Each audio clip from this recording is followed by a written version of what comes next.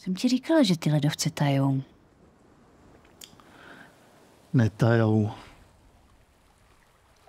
Tajou. Netajou. Tajou. Netajou. Tajou. Netajou. Zní to jako vtip, ale podobně dnes vypadá debata o klimatu na českém internetu. Debata o klimatu je složitá sama o sobě, ale do toho ještě vstupují fosilní lobby nebo ruské dezinformační operace. Ty brání svoje zájmy a využívají klamy, aby nás udrželi závislé na fosilních palivech. Popírají samotnou existenci oteplování nebo zlehčují dopady klimatické krize, útočí na vědce anebo zpochybňují řešení. Výsledek je, že odborníci jsou přetížení, komentáře plné nesmyslů a vy se v tom máte vyznat. Proto vzniká Evidence Ninja.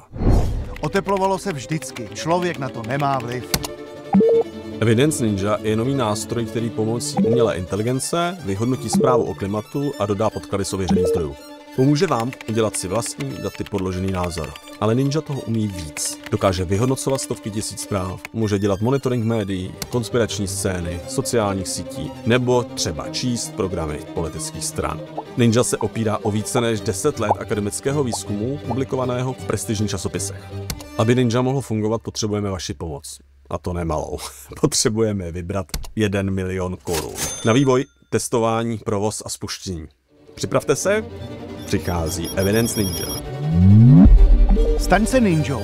Zachraň planetu. Každý může být ninja. Evidence Ninja. Bleskové vyvracení klimatických mýtů. Prostě netajou.